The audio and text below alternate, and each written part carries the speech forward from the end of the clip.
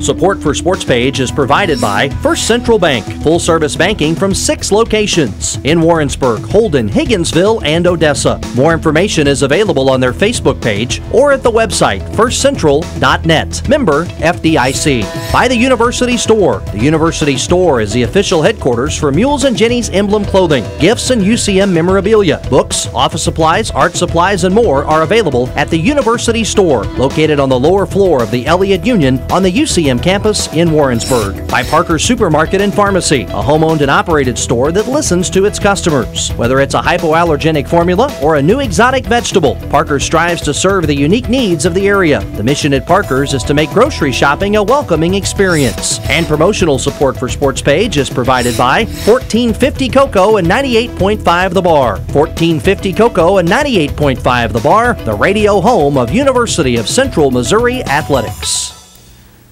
Straight ahead on this edition of the Central Missouri Sports Page, we'll visit with Mules football coach Jim Svoboda about last Saturday's game at Northeastern State and this Saturday's Senior Day showdown against Nebraska-Kearney. We'll also talk soccer with the head coach of the 12th-ranked Jennies, Lewis Theobald. In our Sports Page student-athlete spotlights, we'll get to know senior defensive leaders for the football Mules and the football Jennies. So stay tuned. Your weekly inside look at UCM Mules and Jenny Sports is next.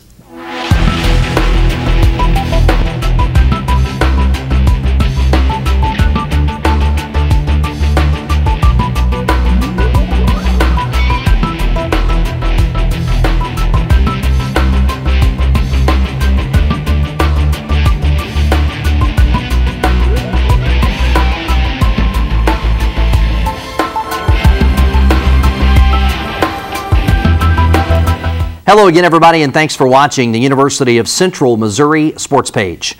I'm Sean Jones, and joining me to kick off the show is Mules football coach Jim Svoboda. Jim, thanks for joining us. John. Well, a tale of two halves last week in Tahlequah, Oklahoma. A pretty good first half from your team. Unfortunately, things just didn't seem to go our way in the second half. Yeah, it was 23-7 at halftime, and it's I felt we could have even been further ahead at that point because we had 4 takeaways in the first half, and then in the second half we just couldn't really generate much on offense. The defense continued to play strong in the second half, and it was just a tough situation for our guys. One of those deals too that makes sports interesting is the fact that you go back to last Sunday, your team had faced a lot of adversity and came out and clicked in so many different facets in that homecoming victory against Central Oklahoma, and that was again in very unusual circumstances. Some of those same things that went well on that Sunday went poorly the next week, and I know sometimes that's the difficult thing. It's hard to explain why. It is difficult, and it was a challenge. It was a long road trip. We were a day short,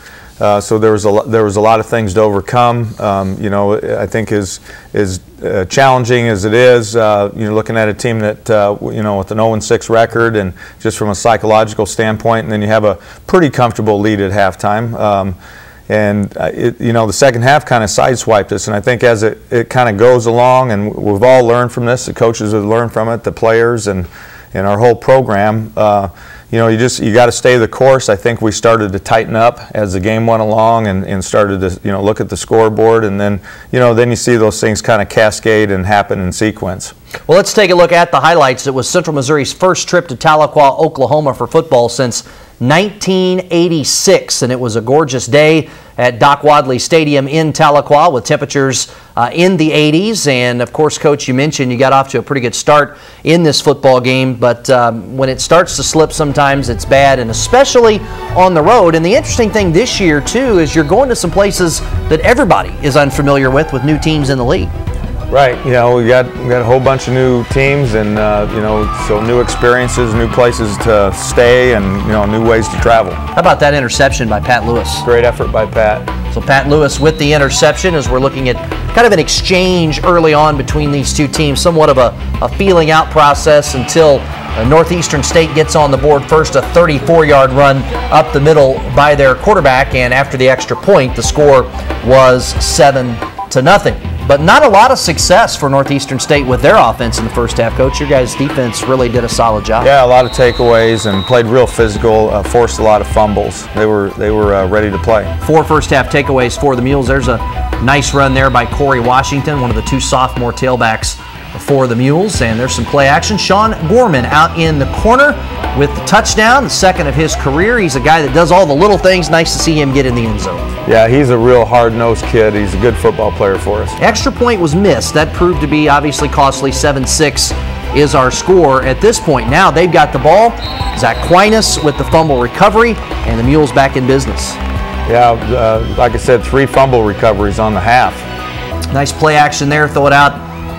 And a nice struggle ahead for some extra yardage by Ron Reed Lloyd. He had a tumultuous first half. Had some great things happen. Took a shot to the head.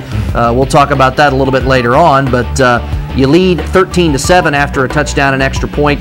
And the Mules are once again on the move here. There's Colt Smith running. He was kind of banged up in this game. Took some shots. How's he doing?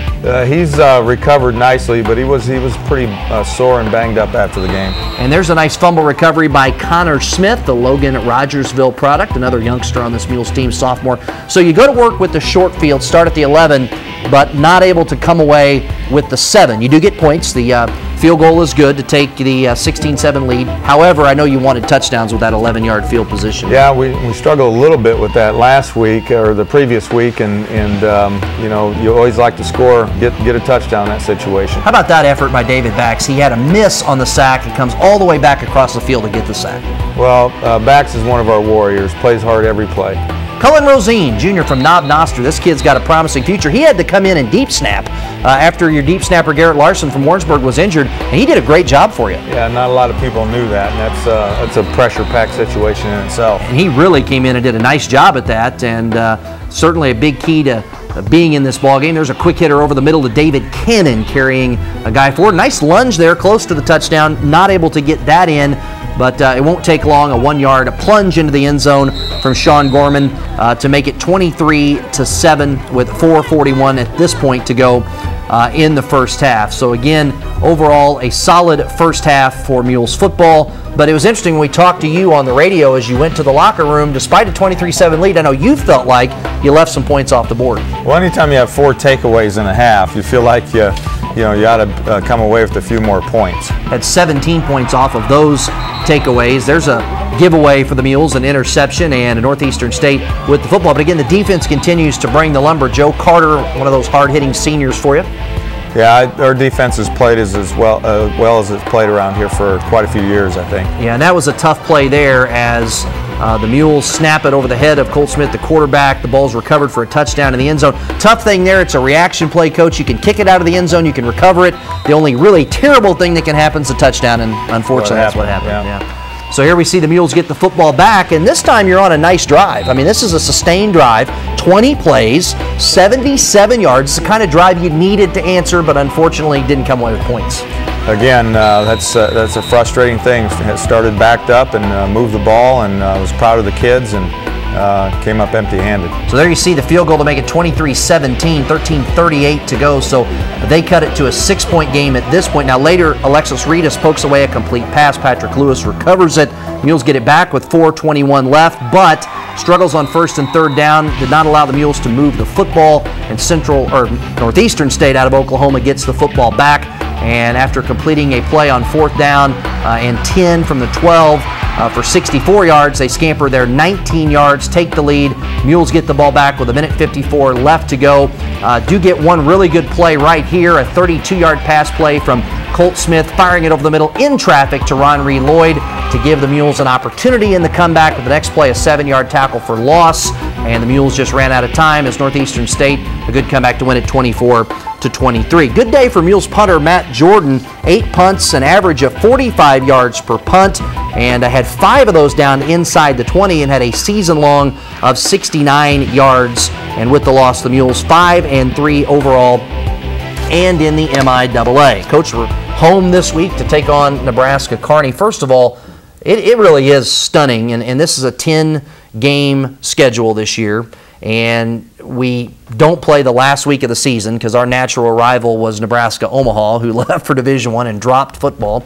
So we're left with an open date the last week, and then we play on the road November 3rd. So our home finale is October 27th. It just feels weird we're playing home for the final time this week. It goes so fast. You're absolutely right, and boy, before you know it, here we are in our last home game, and it's going to be a great day for our seniors. We got a tremendous group of young men there, and it'll be a great way to send them out. And it's somewhat ironic that it's senior day, because this is a week that you need senior leadership. You bragged about your seniors, this group. Some of them you brought in, some of them you inherited, and these guys I know have been very stalwart in their dedication to the program your entire tenure, and this is a week to really step up and help you out again. Yeah, we're really proud of them. They've shown great leadership on both sides of the ball, and you know, we're looking forward to honoring them on Saturday and playing hard for them. What did you tell the team this week to get them back in the flow, get them out there excited to play football this week? Well, you know, I think that after the game, I think the locker room was, you know, was kind of shocked, actually, just the way the end of the game unfolded and kind of how it sort of snuck up on us, and so there's a little bit of disbelief at first, but you know, after a while, you know, it is what it is, and you know, you don't have a choice. You know, you either you know, take pride in what you do. We've all chosen to do this and dedicate ourselves to the game of football and this program and this team, and there's only one way to do it.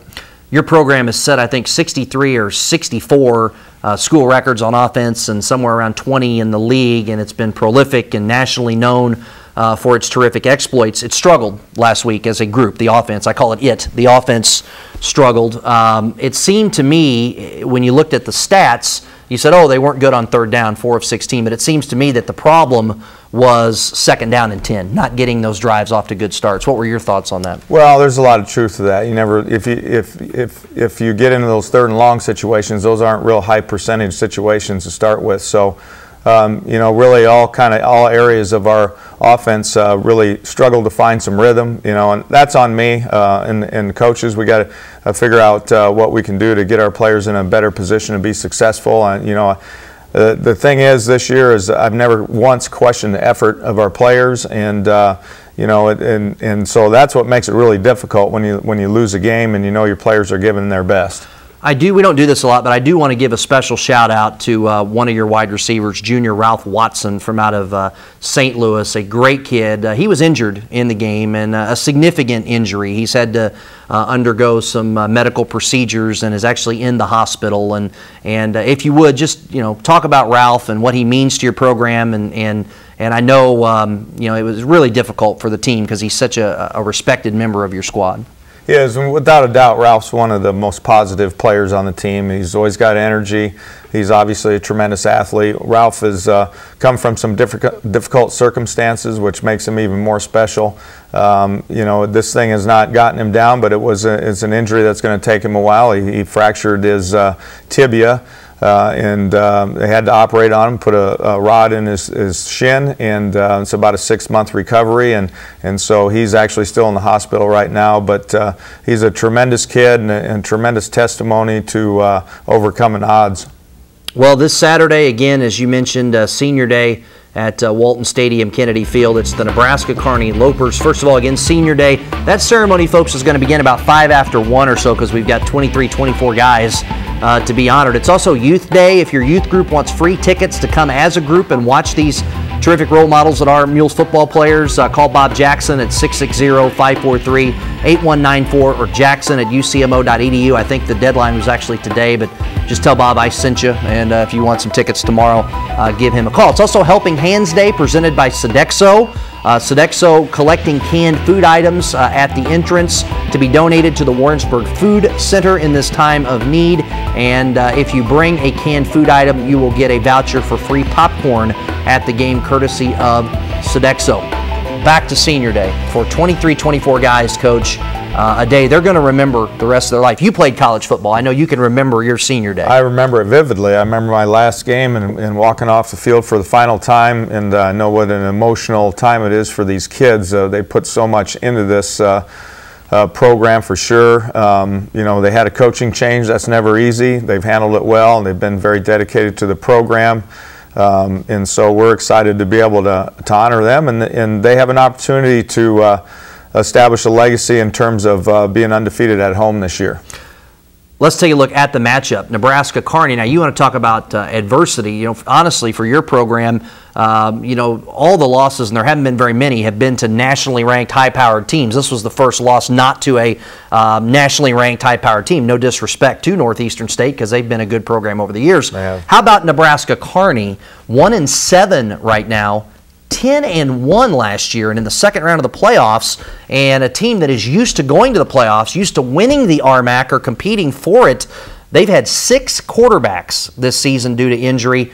They have dealt with some football-related adversity in Kearney, Nebraska. They sure have. It says a lot that they won their first game last week, so you know those kids are battle tough, and they've played some extremely good competition in the league and obviously have not quit.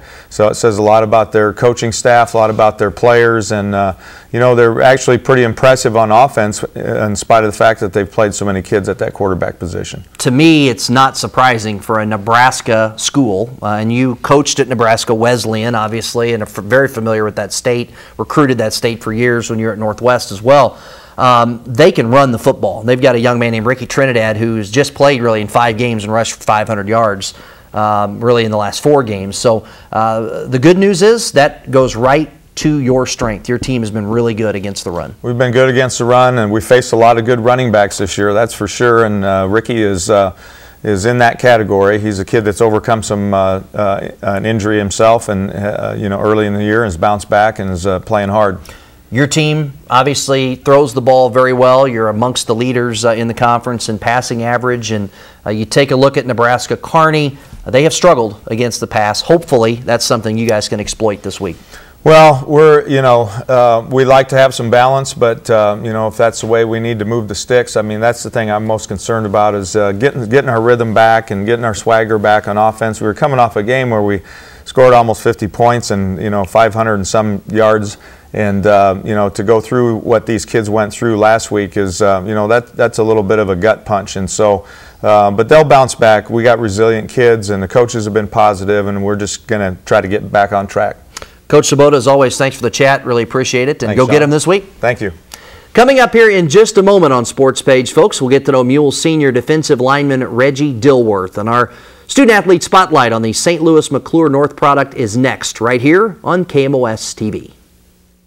Hi, I'm Mark Wahlberg. Next time on Market Warriors, Miller suggests vandalism. Oh, I don't want to scratch it. Let's get a pen and try to scratch it real quick. It cost Bob just $35. But what is it? It's chrome, mid-century modern, and a ton of fun. It's so cool. And is this the real deal? People would actually put them in a fire to make them look older than what they are. All this and more next time on Market Warriors.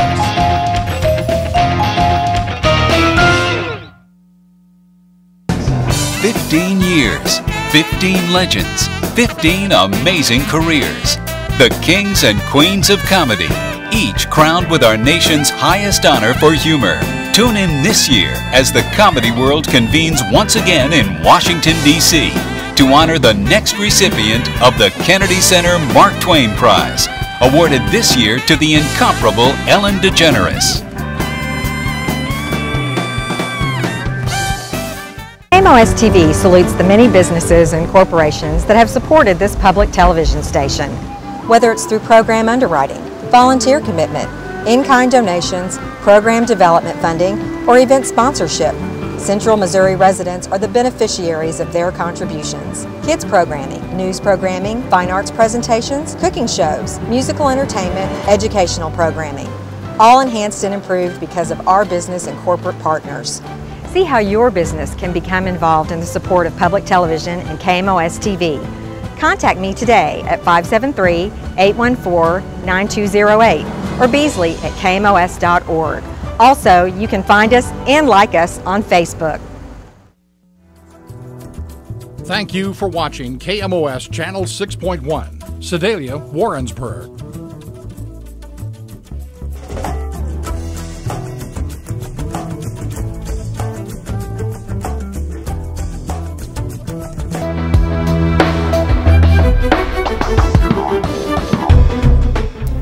And welcome back to Sportspage here on KMOS-TV, Missouri PBS. In this segment, we shine the Sportspage student-athlete spotlight on Mules senior defensive lineman Reggie Dilworth.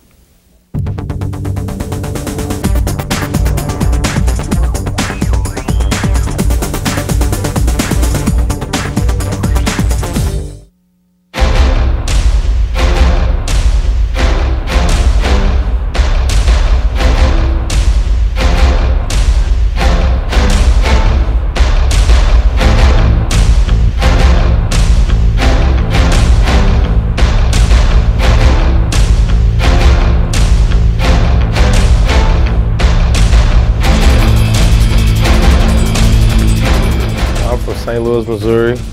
I started playing football when I was 7 years old. I started off in the Pee Wee League in St. Louis. It's called the JFL. It stands for the Junior Football League. I was playing for the Herbert Hoover Boys and Girls Club. My first coach was named Coach Elmer Rose. Everybody called him Rat. He was in the Army, and he was like a real disciplinary. So he always disciplined us. He was real particular about not jumping off sides, which is kind of funny because now our defensive line coaches the same way, so it brings back all in the circle. So like he was one of the best coaches I had, and I started playing there all the way up to the 7th grade. Coach Nesbitt used to be the defensive coordinator here, came into my school. I didn't know anything about Central Missouri, nor did I even know that Warrensburg, Missouri existed. I actually did not know that this was a place. And he came into my office and he was like, "Son, you want to play college football?" And I was like, "Yeah, that's always been a goal of mine." He's like, "Well, we're Division II, not that stuff you see on TV." I was like, "Oh." And, it was kind of shocking. I was like, but I listened to him and, he said some good things and it just caught my eye. And then he said, he wanted me to play fullback when I came here. And I was like, okay. Then that summer he called me, he's like, "Well, we had a good spring and our fullback position's full, so we're gonna move you to D tackle." I'm like, D tackle? I never played that in high school. I was 240 in high school, but now I'm pretty bigger. Had to get bigger when I got here, so it was an experience. It was changing. He got me to come here. A particular practice looks for me is we're gonna do a Tuesday practice. We come out. Well, we go to meetings. I got to go to special teams meetings, and we go to position meetings, and we talk about the upcoming opponent. Then we come out of the meetings, and we have walkthroughs on the field. After we have walkthroughs, we go stretch, and after stretch, I have to go do specialists, which is kind of my favorite part because I'm one of the interior D linemen, and I get to catch kickoffs, so it's kind of a fun experience. Made me live back some of my glory days. Then after that, we start to go into our individual drills and a lot of technique work. We do a lot of technique work and footwork because as D lineman, it's not about straight ahead. You have to move lateral. You have to be as good straight forward as you are side to side. So we do a lot of things that involves that movement throughout practice. I do and I don't in the same sense because being a senior, it comes with entitlement and it comes with responsibility. So in that part, I consider myself a leader, but I feel like the best leaders are also followers. So I'm not that leader that kind of is out there in front of the pack. I'm the leader that's going to help my teammate. Like if my coach says something to him and the teammate doesn't get it because the coach said it in a way as a coaching style, I kind of go up to him and like, listen, he's saying the right thing, but this is how he wants you to do it. And I just said to him, basically just plain. My major is actually broadcast media with a minor in speech communication. And before this semester, I wanted to be a sports analyst. I thought I had a good shot at it. And then here recently, when we had a TV game this year, CBS guy, Mark, I can't remember his last name, but he came in and spoke to the whole department. And his story of how he got started just inspired me as a whole. He tells you this not to let you know that your job is going to make a lot of money because you have to work hard, but he tell you this, he said patience is a virtue. He said if you just be patient, you work hard and be respectful in this field and you go about your business the right way, you can move up that ladder like he did. Playing for UCM these last 5 years has been a great experience because as when I first came here, it was about just playing football. But as I'm leaving here, I have gained respect for more people on my team. And I have made great friends here, and some of my friendships that I had in high school have grew even deeper to like brotherhood and sisterhood. Like we're real close-knit family. And football-wise, it's been a roller coaster. They had my ups, had my downs, but I had way more good times than bad times. And it's just something I'm going to cherish and take with me for the rest of my life about these UCM memories, and it's been a good experience.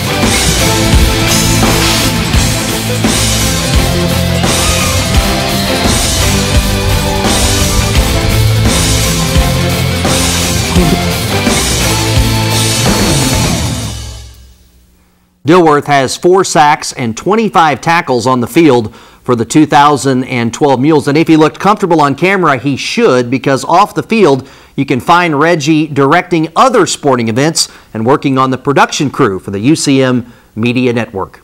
Coming up next on Sportspage, we'll take a look back at how Central Missouri's fall sports teams performed this past week, and we'll visit with Jennies Soccer coach Lewis Theobald. All of that's on the way when Sportspage continues right after this. Hi, I'm Mark Wahlberg. Next time on Market Warriors, Miller suggests vandalism. Oh, I don't want to scratch it. Let's get a pen and try to scratch it real quick. It cost Bob just $35, but what is it? It's chrome, mid-century modern, and a ton of fun. It's so cool. And is this the real deal? People would actually put them in a fire, make them look older than what they are. All this and more next time on Market Warriors.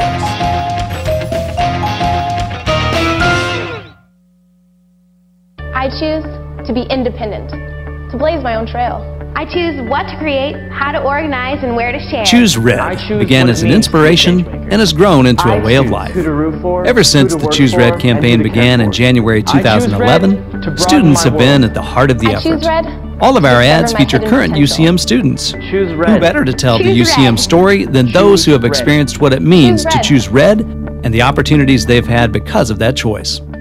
In August of 2012, the office responsible for development of the campaign held open auditions in the Elliott Union. University relations staff members met more than 100 talented students who made the decision to choose Red. The students shared their stories and their talents with us in hopes of being able to become part of the official Choose Red campaign. UCM students who audition will have the chance to be in any number of Choose Red campaign materials, such as TV commercials, 30-second radio spots, web videos, billboards, brochures, ads, and numerous print publications. Even Central Man stopped by to add to the fun and excitement of Choose Red Auditions 2012. With so many students willing to be part of the campaign, it's no wonder a record number of students have once again decided to choose Red.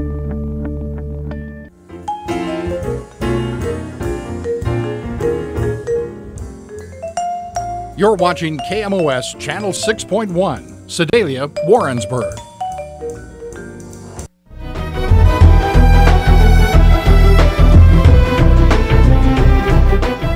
And once again, thanks for watching Sportspage here on KMOS-TV. Coming up in just a second, we'll visit with Jennies Soccer coach Lewis Theobald. But first, let's check out how the other Mules and Jennies teams performed this past week. And we start with Jennies volleyball. The 7th-ranked Jennies recorded 16 aces in a 3-0 win over Missouri Southern Tuesday night at Dr. Peggy Martin Court at the Multi. Annie Riley had 6 service aces as the Jennies improved to 18-4 overall. They are 10-1 in the MIAA, a half game out of first with 7 league matches remaining. The Jennies cross-country team finished in 4th place at the MIAA Championships in Maryville, while the Mules finished in 6th. Mel Wilson placed 7th to earn all MIAA honors for the Gens, and Tyler Stuber finished in 4th to earn all league honors for the Mules. Fort Hays State won the men's title, and Missouri Southern captured the women's crown. The 12th-ranked Jennies Soccer squad has a 2-point lead in the MIAA standings with 2 matches to go in the regular season as they compete for their 3rd straight MIAA title. Joining us now to talk it over is Jennies head coach Lewis Theobald. Lewis, welcome back to the show. Thanks for having me. Well, let's take a look at it. 12-1-3, that's the overall record. 8-0-2 in the MIAA. Obviously, another outstanding season. Did you expect this? Didn't really expect it, to be honest. I thought this year was going to be a different year. I thought the league got tougher. I thought there was going to be some more losses probably on the schedule when we have to grind it out. But it's been a great year. The girls have done fantastic, and our seniors have done a great job leading this group. As is always the case with your program, it starts with defense. 5 straight shutouts for your team, and you've allowed 8 goals in 16 matches. Great stats there. Talk about the keys to that defensive success. Yeah, I think that's team defending from front to back, good organization, and then some really good goalkeeping from a couple different goalkeepers. But the goalkeeper right now, she's a freshman, and she's doing really, really well. She's made some big saves in the last 5 games to keep that stat going. And then, the other thing is there's just a lot of pride in it. I think that we've built that up over a few years now where we don't give up goals, or at least many, and then when we do, it's a rarity. So the other good thing is a strong strength of schedule, so to be able to do it against the quality of opponent we've done it against is really impressive. Last week, you go to Missouri Western and Northwest Missouri. You pick up 2-0 wins. In both cases, Alexis Roberts and Becky Lackey score your goals, and Morgan Hartzler gets the shutout in goal. So take us through those two matches. Were they as similar as they appear on paper? In some ways, yes. In some ways, no. I think down at Missouri Western, they competed really hard, and it was just one of those games where once we got a goal, we became comfortable, but it took a while to get that first goal, and then once we did, I thought we really settled down and played pretty well. And then we turned around and traveled up to Northwest the day of the game, and that's such a difficult place to go. They have a unique atmosphere there with their field and how it's set up, and it can tend to be windy up in Maryville, which affects the quality of soccer. And we really struggled in the first half, but played pretty well in the second half. So the key thing there was get a result. That was what we needed to do. And you do that with the 2 wins on the road. Now I want to take you way back for just a moment to September 2nd when you beat Minnesota State 2-1. People might be going, why are you going back to September 2nd? Well, at the time you said that's going to be a big win for us.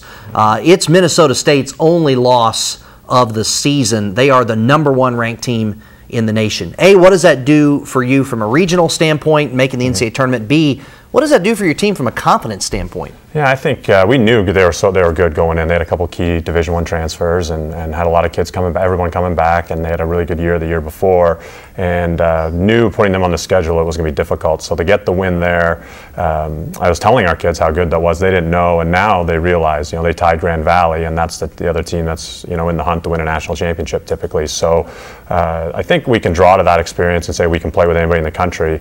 But soccer's a unique game in that not always the best team wins, and there's a fine line between winning and losing. So I hope our kids draw confidence from it. We haven't talked about it a lot, but we will once we go to postseason play and look at the regional matchups. Well, let's take a look back at some practice footage from earlier this week out at Jennies Field at the South Recreation Complex, back when the weather was warm. That changed today. Seriously, how much of a factor is that going to be? We're definitely into chilly fall temperatures, I think, now, Lewis, for the rest of the year. Cold and windy and rain can be an equalizer and can hamper the quality of the game. And a lot of like football outdoor, maybe teams that try to throw the ball may be affected. But the best thing is teams that get that have a game plan and can stick to it, can execute in pretty much any environment. And we have a lot to play for, so we'll be stressing just patience and understanding and get into what we do regardless of the environment. So, but it can definitely hamper the quality of the game. It can equalize. But to be honest, Truman's a good opponent. They would like it to be calm and still and warm as well. So I don't think it's really going to be a big factor for either team. Well, let's talk about some individuals as we take a look at this practice footage. I want to start with a freshman, Alexis Roberts from St. Louis. She is the MIAA Player of the Week. 2 goals this week, 8 on the season. What a freshman season. Did you see this coming so quickly? Yeah, we thought she would be a factor coming in just because she's such a high-energy player. And, she's a 2-time Offensive Player of the Year in high school in Missouri. And so we knew she could score goals.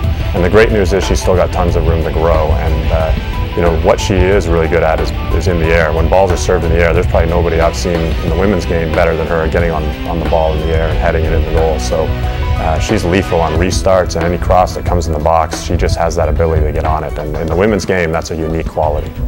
Let's talk, too, about Becky Lackey. She has also been a big offensive threat for you. 6 goals, another St. Louis product, or St. Peter's. Talk about her impact. Becky is one of the most committed and dedicated players we have in our program. Her and her sister are both soccer junkies, and they love the game, and they love playing, and they love winning. And so a lot of times when Becky's on the field, we need something to happen, and she's the one that creates it for us because of her energy and her commitment and her passion for the game. And we're certainly a lot better when she's on the field. Kayla Shane, we spotlighted her earlier this year. 4 assists to lead the squad, senior from Olathe. She seems to do a lot of the little things well for you to kind of make the engine go. And I believe, we're trying to check it out right now, but I believe she's tied the record for assists in our program, the program history. So she sets up a lot, and she has vision and the ability to just set other players up, and she's what we call a playmaker. And we've changed her position as the year's gone on to play to that strength and been able to move Carly Stanley around. And she gives us a lot of avenues, and she's a great leader. She's not a real vocal leader, but she's somebody everybody respects and looks to, and she seems to always have a smile on her face. Is really enjoying her senior year. You also have a lot of unsung heroes, stalwart defensive players. Jenna Stones, obviously leading the way there. Jenna Stones has never come off the field since her freshman year, so her leadership and the ability to read the game and get everybody organized is one of the big reasons why we haven't been giving up goals lately. And we're really going to miss Jenna. She's one of those players that's going to be really hard to replace, and I'm not sure we will replace her. We'll just try to find someone else who can do a similar job. But the whole back line, her and Cindy, and Audrey Copeland, another senior, has done really, really well. And we've rotated some young players in too, but those upperclassmen have really led the way. Let's talk about the goal position. Morgan Hartzler, a freshman. She's been outstanding. She's from out of Kearney. Came back from injury, earned MIAA Player of the Week honors a couple weeks ago, and just keeps producing shutouts and goals. We hope that continues, and knock on wood. That's right. Yeah, Mo is, I don't think this is a bad term. I think she's a blue-collar type kid in that she just gets it done. And, she finds a way to be tough and mentally strong at key moments, doesn't seem to get panicked when the games are close and tight and she's facing shots. She seems to be able to just rise to the occasion. And a big part of being a goalkeeper is just mentality. And she's really gained the respect of our team because of that. And we're going to be really lucky to have her for 3 more years. We've mentioned several players. Anybody else you feel like needs, and I know you want to mention everybody. Yeah, I wish we could mention everybody, but I think Carly Stanley is really important to us. And the other one I think I'd probably highlight is Erin Burke, who's out of Florida and has been with us as a senior. We moved her from the front. We moved her all over the field in her time here, but right now she's where she's always wanted to play in midfield, and she's such a physical presence, and that's a change. The good thing about playing Truman early in the year was we've been able to make adjustments since that game because we were exposed in some areas that we didn't know that we were weak at, and she's been able to solidify that. And she's a great leader for our team. She really rallies the troops. You and I were having a talk off air before we got going. You're a KU alum, and I know Les goes out into mid-Missouri, but obviously you were listening to the Big 12 conference call and Bill Self and what he was talking about having those bridge kids that take maybe a group that was outstanding and then bridges the gap with the next group that's outstanding. And you have that going right now with Jennies Soccer. I mean, you lost the greatest player in program history in Alyssa Rhodes and some great seniors, but there was a good core group there that's led this team once again to have a shot at a very special season. Yep, and I think that I think every kid in our program really liked Alyssa, and I think she was really important, but there's also something to be said that our kids that were coming back wanted some recognition too, and they wanted to be recognized as we were a part of it, and it wasn't a one-person show, and I think they've done that, and I think they've done it with a lot of honor and a lot of credibility because they've worked really hard, and they've had to grind out results sometimes when it didn't look like it was going to happen, and it's been a really tough schedule, and just really proud of them. Great group, and senior night will be an emotional night for us because this group really has done a great job. They've won a lot, and really proud of them. Your one loss of the season was a 1-0 non-conference setback at Truman. Through the magic of television, as you and I are talking right now, if you're watching this on Thursday night, you are playing Truman at 7 o'clock out at South Rec in a huge MIAA match. What's the key this time around for a better result for the Jennies? Well, one of the great, in hindsight, we told our kids after that game, this isn't a bad thing if we learn the lessons. And the lesson was a mental and emotional game plan because we were playing really well until they scored. And then we lost our way. And so we did say at the end of that game, after 4 more weeks when we play them again, have we learned the lessons and have we got better? And this is the test, this is the final exam to know if we have. And I believe that it's not tactics or technique or fitness. Right now it's mental and emotionally.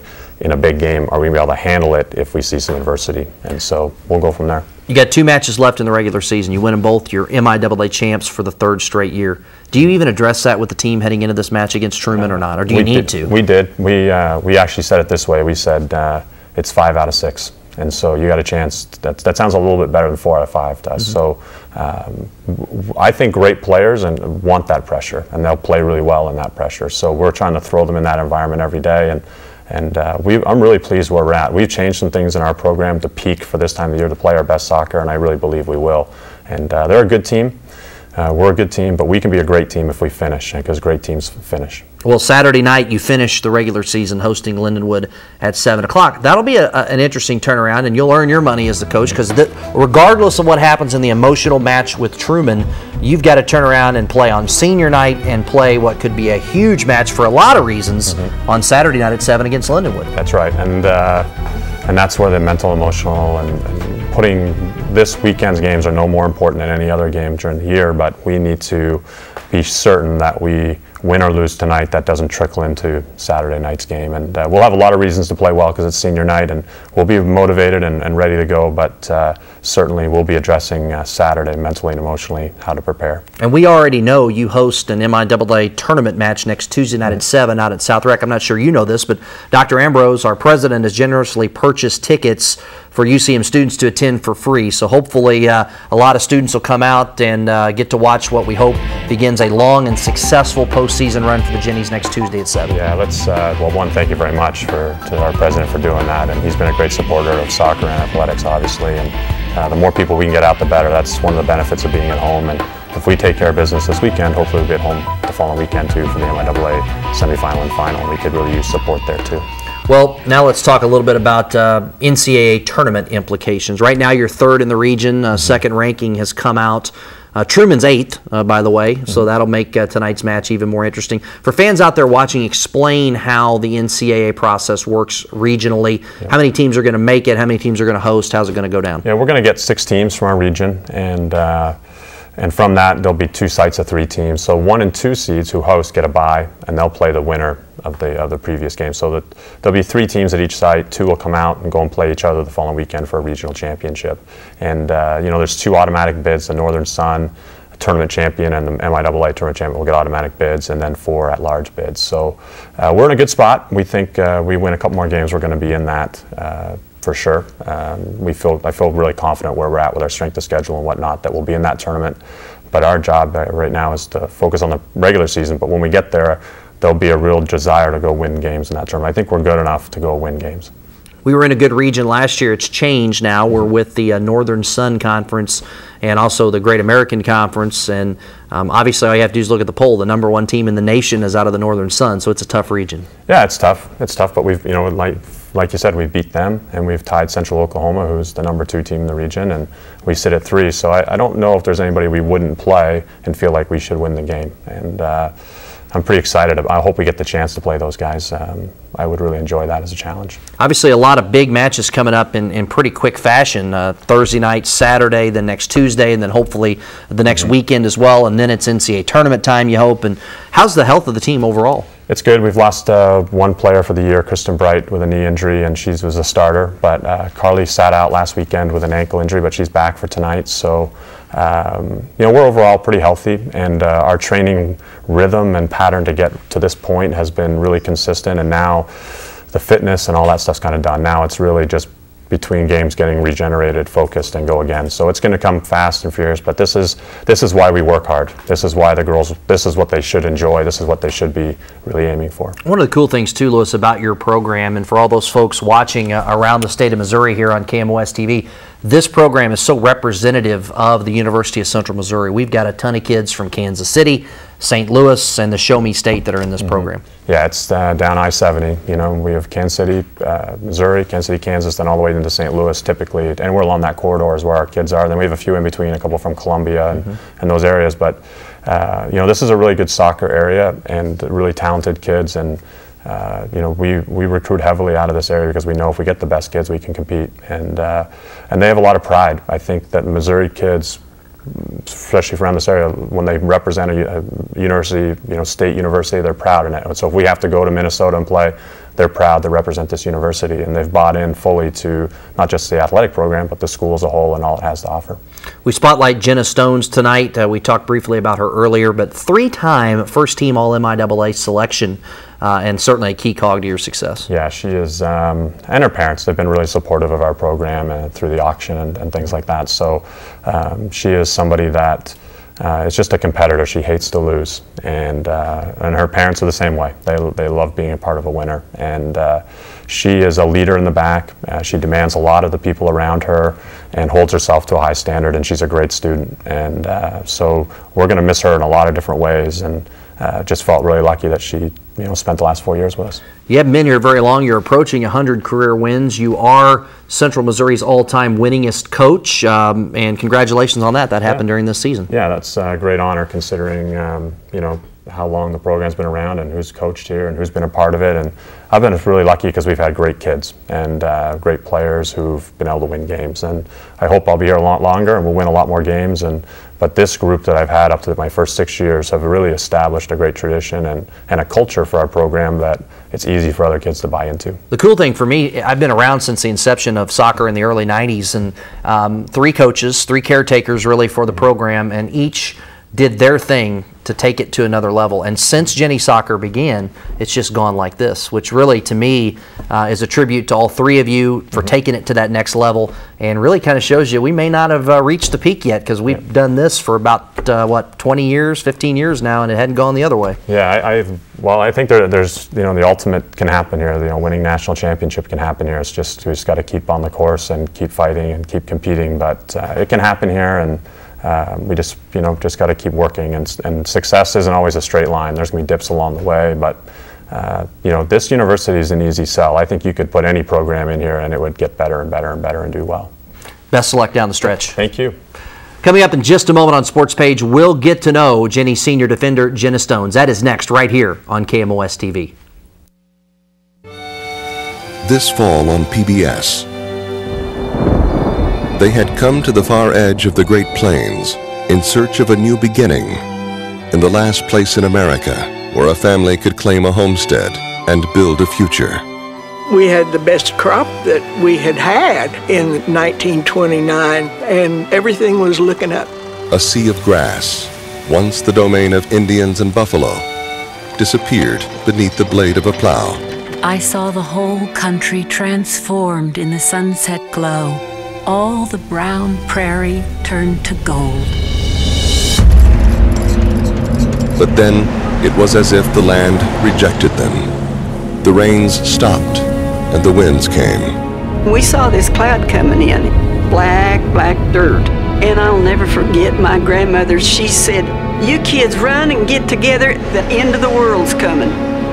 It came like a black wall, a tide of destruction that crashed over the broken plains, choking the life out of everything in its path. You never really escaped the dust. It always found its way in, and that's, I think, what drove people crazy. Some would pull up stakes and move on, but most stayed, always looking to the promise that next year would be better. We were just too selfish, and we were trying to make money, and it didn't work out. Ken Burns tells the story of a generation that was buried and what it took to dig out. The Dust Bowl.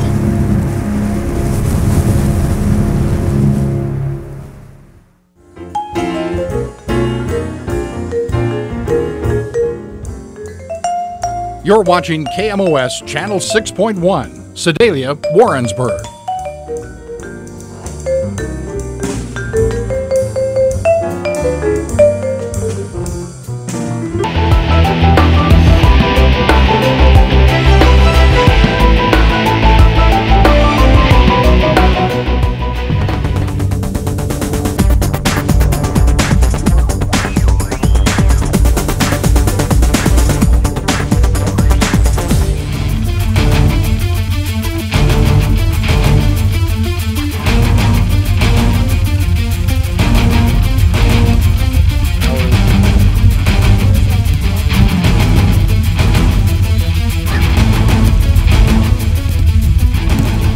Started a new formation this year, so that's been pretty different for us. We had 1 forward before, and now we have 3, so a lot more offensive. And we got 10 new girls, so it was a lot of different, like having a half of a new team. But we've done really well, and we worked really well together from day 1, so hasn't been a problem.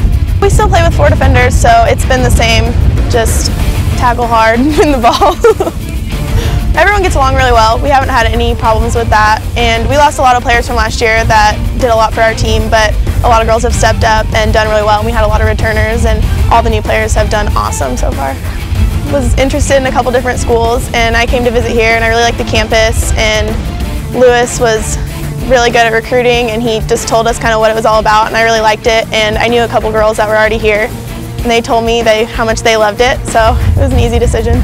I'm in health studies for pre-PT. I really like my major. I I decided on it my freshman year, and I've really enjoyed taking it here with all the different teachers, and the classes have been really fun. So I think I've gotten more aggressive just over the years, and been working really hard on like my passing and finding like the best pass all the time. So that's basically what I've been working on personally. Defensively, we've pretty much done the same thing, winning the ball and then trying to play in a two-touch rhythm in the back and just passing it around the back to have a good foundation to go forward. I started when I was about 5. I'm pretty sure my parents just put me on a team with my friends. And I played a couple other sports, and then in high school, I just focused on soccer, and basically that was my focus all through high school till college and throughout college. I'm not superstitious at all. I'm pretty quiet before games. I just kind of like to focus, and I'm not too social. I don't know if that's a superstition, but the team's pretty superstitious though. When we travel, we always are on the bus in the same exact seats, and a lot of people do the same things before games. Started the wobble tradition this year, and we do it before home games, and basically just a group of people get up and we do the wobble before Lewis comes in and give us our pregame talk. And it's been fun. A lot of people are really superstitious about that now. Well, obviously our ultimate goal would be a national championship, but we've tried to take it just a week at a time. Every week our goal is to win 2 games and put ourselves in the best position we can for postseason. And this week is the last week of conference play, so our goal this week is just to win both games, win the league, and prepare ourselves for the conference tournament next week. I like to get shutouts, so that's always a personal goal for me and a challenge. Our defense has done really well with that this year, and I think we're going to keep getting more shutouts too. Parents a lot, I call them all the time, and they've motivated me through everything and been so supportive, so they're the people I go to when I need support. It's too many memories to just pick one for my favorite, but basically, like, I've made so many great friends, and all these girls that have been on my team, they're like my family, and really that's probably been my favorite part, is just getting to know all these girls and making such good friends.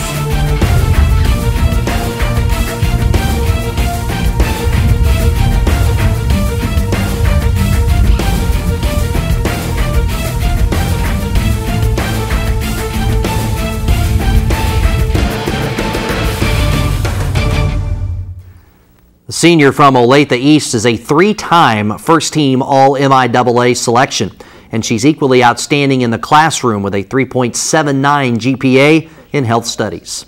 In just a moment, we'll tell you where all the Mules and Jennies are competing this weekend as Sportspage rolls on right after this. I choose to accomplish my goals. I choose to follow through to finish my degree. I choose a university that's convenient and close to home. I choose Red to transfer my credit hours without any hassles. I choose Red to graduate on time. The University of Central Missouri Summit Center in Lee Summit has academic programs designed to help you finish your degree and discover your potential.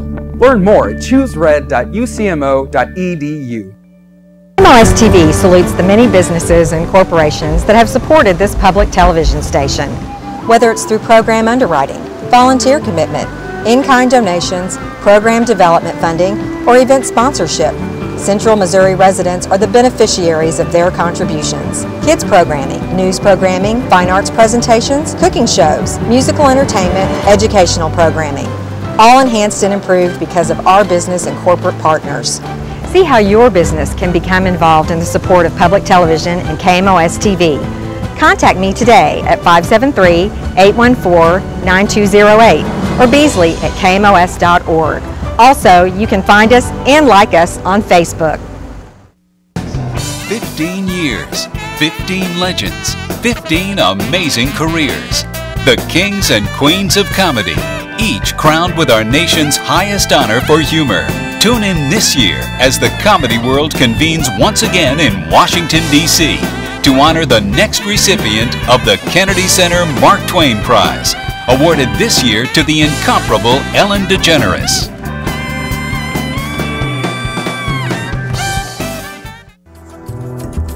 Thank you for watching KMOS Channel 6.1, Sedalia, Warrensburg.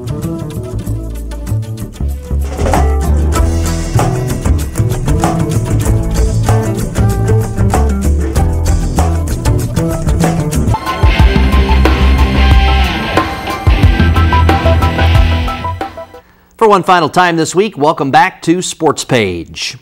Before we wrap up this week's show, let's run down our upcoming schedule of events so you know where to follow the Mules and Jennies. And the Mules football team will play at home for the final time in 2012. Coming up on Saturday, the 5-3 Mules will host the Nebraska-Kearney Lopers on Senior Day. Kickoff is set for 1:30 from Walton Stadium, Kennedy Field. The Senior Day ceremonies will start around 1, so plan to arrive early to honor that group. Sodexo will be taking part in the Helping Hands promotion. Bring a canned food item and get a voucher for free popcorn at the game. All proceeds will benefit the Warrensburg Food Center. We'll have the broadcast on 1450 Cocoa, 98.5 The Bar, 90.9 The Bridge, and via the internet at warrensburgradio.com. In other MIAA games this week, 12th ranked Missouri Western is at 15th ranked Emporia State Thursday night. The game kicked off at 6. It's being broadcast live on the MIAA television network. Saturday, 5th ranked Northwest Missouri is at 16th ranked Washburn. Northeastern State's at SBU. Number 22, Pitt State's at Truman. Central Oak is at Lincoln. Missouri Southern is at Lindenwood. That's a 2:37 p.m. kick and will be shown on the MIAA TV network. In non-conference action, Fort Hays State travels to South Dakota School of Mines. The 7th ranked Jennies volleyball team will host SBU in MIAA action Friday night at 7 at the Multi-Purpose Building. Then Saturday, the Jennies will be in St. Charles to take on Lindenwood at 7. Next Wednesday, the Jennies will be in Maryville to take on Northwest Missouri at 7 p.m. The 12th ranked Jennies soccer team hosting Truman Thursday night at 7 at South Rec. Saturday night at 7, the Jennies will close out the regular season hosting Lindenwood on senior night. And then next Tuesday, the Jennies will host a first-round MIAA tournament game at 7 at South Rec. UCM President Dr. Chuck Ambrose has generously agreed to provide free tickets to UCM students for the MIAA event. Just show your valid UCM student ID at the gate to claim your ticket. The 6th-ranked Jennies bowling team will travel to Fairview Heights, Illinois this weekend to take part in the McKendree NCAA duels. And UCM basketball fans invited to meet the Mules and Jennies basketball teams next Thursday, November 1st at 6 at the Multi-Purpose Building.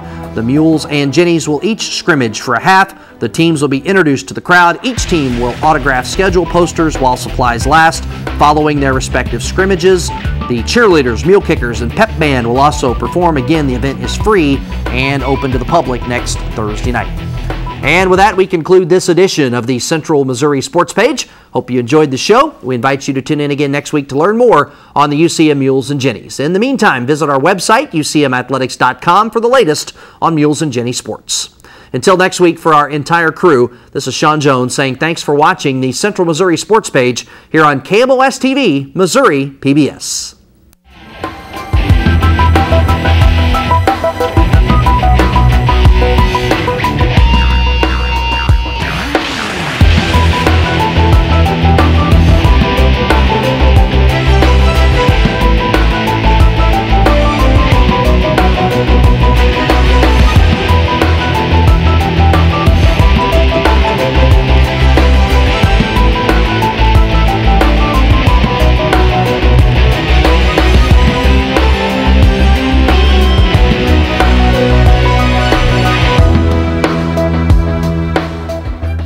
Support for Sportspage is provided by Parker's Supermarket and Pharmacy in Warrensburg. Parker's works hard to supply grocery staples and spices to cook Italian, Mexican, Chinese, Indian, and Thai cuisine. The mission at Parker's is to make grocery shopping a welcoming experience for everyone. By First Central Bank, full-service banking from 6 locations in Warrensburg, Holden, Higginsville, and Odessa. More information is available on their Facebook page or at the website firstcentral.net. Member FDIC. And by Union Station, Crossroads to Technology, a one-stop shopping source for technology needs. Campus-compatible computers, software for Mac and PCs, and much more. Located on campus on the lower floor of the Elliott Union in Warrensburg. Union Station, Crossroads to Technology. And promotional support for Sportspage is provided by 1450 Cocoa and 98.5 The Bar. 1450 Cocoa and 98.5 The Bar, the radio home of University of Central Missouri Athletics.